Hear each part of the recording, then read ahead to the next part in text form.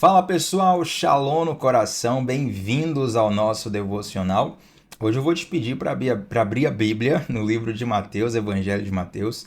É o primeiro livro do Novo Testamento, capítulo 1, versículo 18 em diante. Mateus, capítulo 1, versículo 18 em diante. Ontem nós falamos da gravidez de Maria, por assim dizer, né?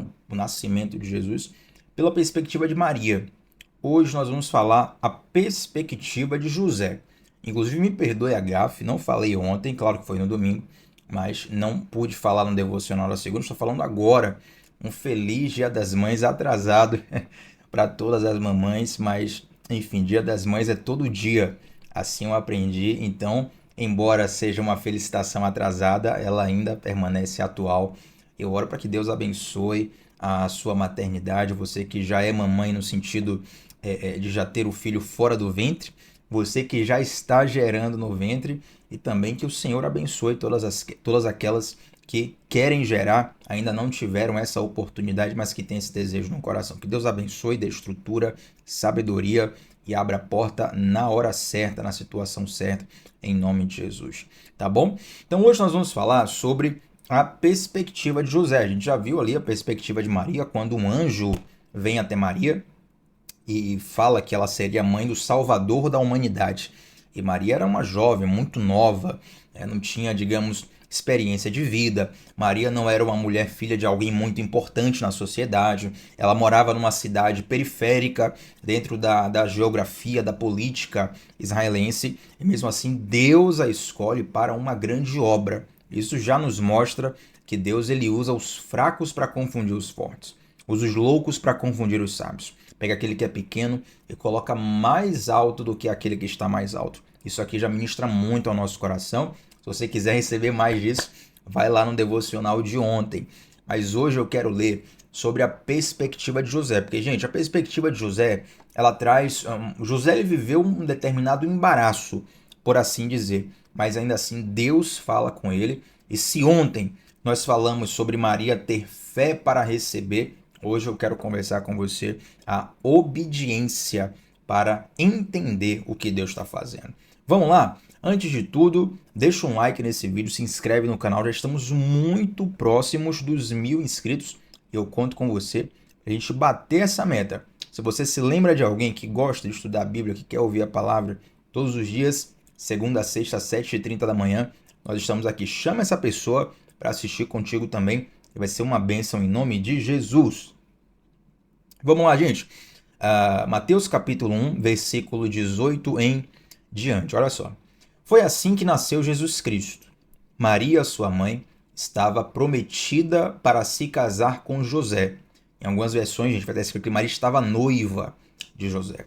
Antes do casamento, porém, ela engravidou pelo poder do Espírito Santo. E José, o seu noivo, era um homem justo e resolveu romper a união em segredo, pois não queria envergonhá-la com uma separação pública. Enquanto ele pensava nisso, um anjo do Senhor lhe apareceu em sonho e disse: José, filho de Davi, não tenha medo de receber Maria como esposa, pois a criança dentro dela foi concebida pelo Espírito Santo. Ela terá um filho e você lhe dará o nome de Jesus, pois ele salvará seu povo dos seus pecados. Tudo isso aconteceu para cumprir o que o Senhor tinha dito por meio do profeta. Vejam, a virgem ficará grávida e dará à luz a um filho, e o chamarão Emanuel, que significa Deus conosco. E quando José acordou, fez o que o anjo do Senhor lhe havia ordenado e recebeu Maria como esposa. No entanto, não teve relações com ela até o menino nascer, e ele lhe deu o nome de Jesus. Então, gente, olha a situação de José, como é complicada, né? Já até falei ontem como o milagre que ocorreu com Maria é algo que nunca havia ocorrido antes e não ocorreu depois. Pelo menos a gente não tem conhecimento de uma outra pessoa que ficou grávida pelo poder do Espírito Santo. Então, se para nós, hoje, já é difícil conceber, né, como aquilo aconteceu pelo poder de Deus, sem ter uma relação humana, sem ter, por exemplo, as técnicas científicas que nós só temos hoje, de fertilização in vitro, de inseminação artificial, enfim. Imagina naquela época que não havia nem um precedente Não tem um histórico, não tem uma história que você leu na Bíblia para poder dizer assim, se Deus fez com fulano, vai fazer comigo também. Não havia isso. Então Maria se encontra grávida do Espírito Santo e José e Maria, eles eram noivos. Agora vamos aqui, ó. O noivado daquela época não era uma coisa tão solta quanto o noivado de hoje. Por exemplo, hoje você pode noivar perante a lei brasileira e também perante a igreja, a comunidade, a sociedade, e pode acontecer alguma coisa, ou até mesmo sem acontecer nada pela sua livre escolha, você dizer assim, olha, desisti de casar, não quero casar. Então, juridicamente, você não vai ter muita reverberação, isso porque você não está casado ainda, e perante a sociedade, as pessoas aceitam o noivado como uma ponte ali entre o namoro e o casamento, mas que se alguém quiser desistir, a família até vai dizer assim, ó, melhor ter desistido do noivado do que depois de casado, não é verdade? Mas nessa época, o noivado ele já tinha implicações jurídicas muito fortes. A mulher já estava vinculada, tanto que em algumas versões você vai ver Maria sendo chamada como esposa de José e José como marido de Maria, mesmo eles sendo noivos. Ou seja, já era um contrato, já estavam de fato casados, mas ainda não havia a consumação, que era o ato sexual entre eles. Então imagina a cabeça de José como homem. Se na sociedade de hoje isso já seria um pouco complicado, imagina naquela época uma sociedade muito mais machista, né? Uma outra perspectiva. De repente a noiva dele aparecer grávida sem que ele tivesse tido relação. Gente, eu penso que a cabeça desse homem deu um nó. Mas uma coisa que me ensina muito aqui, me ensina demais, é que ele poderia perder a cabeça e querer descontar alguma coisa em Maria. Mas mesmo antes, pelo amor de Deus, deixa eu até refazer aqui para ninguém entender mal. Não é que eu estou validando não, tá, gente? Estou vendo aqui as possibilidades humanas, né, de um homem que pode perder a cabeça e fazer alguma coisa. Claro que ele estaria errado. Mas a gente vê tanta coisa acontecendo por aí. Mas o que me chama a atenção no diferencial de José é que, mesmo antes dele receber a visita do anjo, a Bíblia fala que ele já pensava em desfazer o contrato de noivado em secreto para não prejudicar Maria. Entendeu? Porque na mente dele, ele sem receber ainda a confirmação de que aquilo era de Deus, ele estava ali com a cabeça a milhão, o que é que está acontecendo? Minha noiva apareceu grávida, não tive relação com ela. Então ele poderia querer descontar, ele poderia querer jogar o nome dela na lama, poderia querer amaldiçoá-la. E naquela sociedade, naquela época machista, muito mais machista que a de hoje, provavelmente Maria sairia como culpada na história, né? Se hoje ainda nós vemos um machismo tão forte na nossa sociedade, que dirá há 2000 anos atrás. A gente estuda a história e sabe que naquela época era muito pior do que hoje. Aí você vê que no texto está escrito aqui, o versículo 19, José, o seu noivo, era um homem justo e resolveu romper a união em segredo, pois não queria envergonhá-la com uma separação pública. Pega essa lição de José aqui para o seguinte, vamos expandir para a nossa vida. Nós precisamos fazer o que é correto, mesmo quando somos prejudicados. Isso aqui é uma grande direção para a sua vida. Você precisa fazer o que é correto, mesmo quando você é prejudicado. Porque quando você é prejudicado, quando sua imagem é arranhada, quando alguém faz algo que você se sente por baixo na situação, a reação humana, carnal, diabólica, é você querer descontar, querer vingar, querer passar por cima. Falar, não posso deixar barato. Não posso voltar para casa apanhado. Eu tenho que dar uma lição aqui até para me impor. Não, você não tem que se impor em nada, não. Você tem que se impor perante o teu caráter, diante de Deus, fazendo o que é correto, mesmo quando você se sentir prejudicado na situação. Tem até alguns dispositivos da lei brasileira, por exemplo, que se alguém te deve e você vai cobrar para essa pessoa e você cobra de modo desproporcional, você se torna errado na situação, né? Aí você pensa, mas Thiago, a pessoa tá me devendo. Sim, mas você pode cobrar, mas você tem que cobrar de uma forma lícita. É que alguém vai estar te devendo, você vai chegar na casa da pessoa e vai dizer, se você não me pagar, eu vou tirar a sua vida. Aí já é crime, entendeu? Aí já envolve uma questão que você passa pelos limites que a própria lei brasileira te dá. Agora, no mundo espiritual, algumas coisas acontecem conosco que nós nos sentimos injustiçados. E aí, por conta da injustiça, a gente tem aquele ímpeto de passar por cima dos nossos princípios, de passar por cima da palavra de Deus.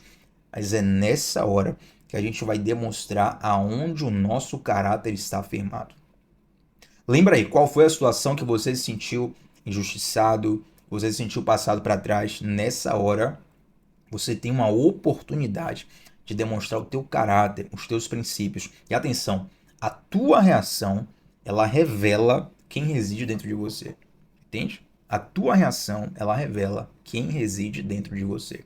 Então, segura teu ímpeto carnal, aprende com José, que mesmo se sentindo ali numa situação completamente embaraçosa, ele... Olha só, isso aqui é antes dele receber o anjo, tá? Não é porque o anjo veio para ele e falou, isso aqui é antes. Ele já tinha aquela ideia no coração de fazer uma coisa, de desfazer a questão em segredo para não prejudicar Maria.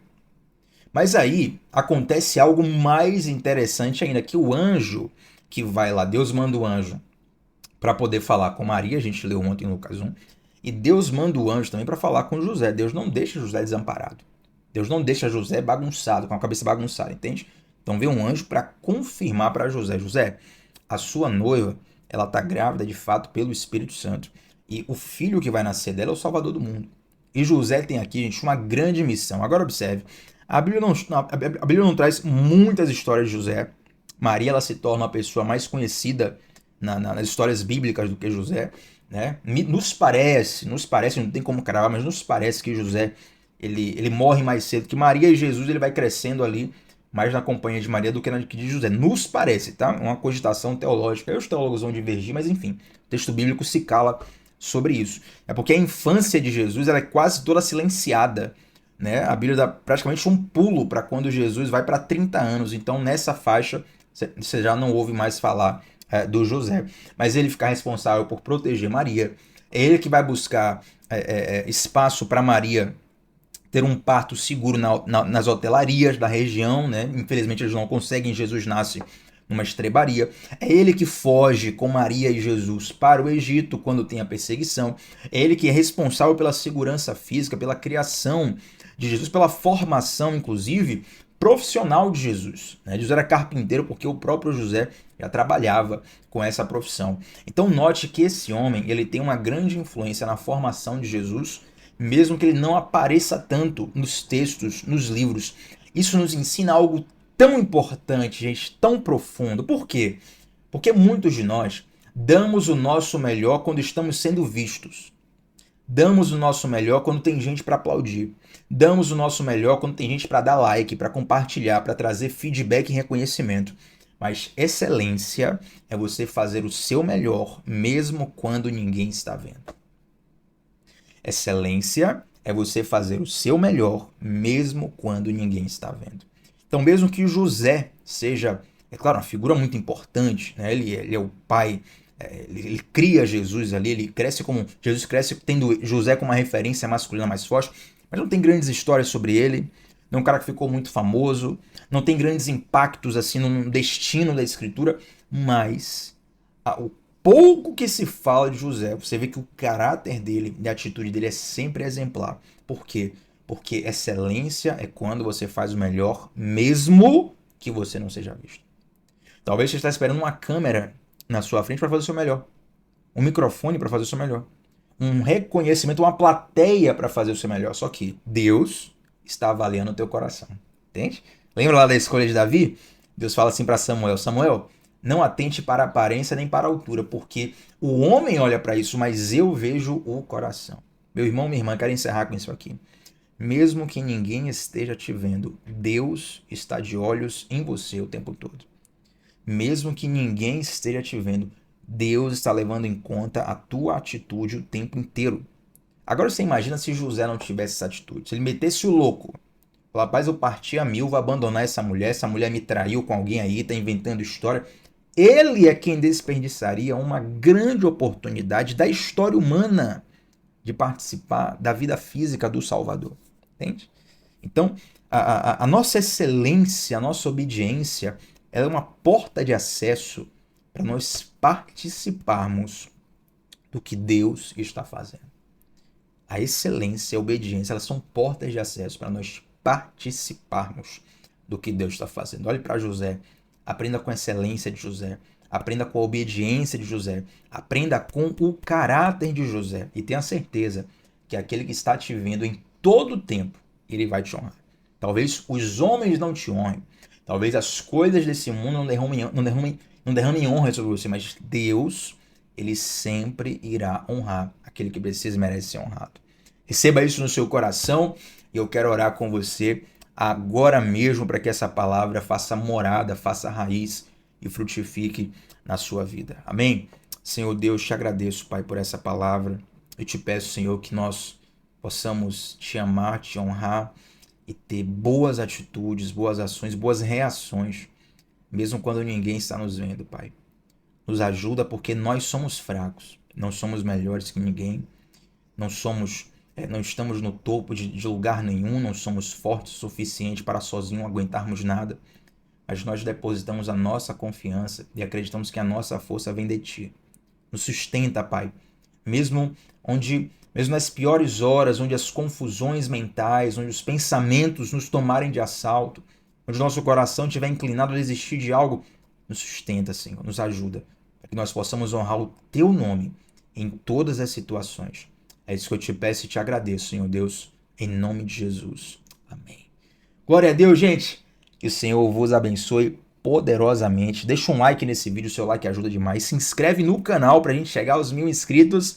Estamos quase lá. E coloca aqui nos comentários como Deus falou ao seu coração através desse devocional, tá bom? A gente se vê por aí. Shalom no coração. Até a próxima. Tchau, tchau.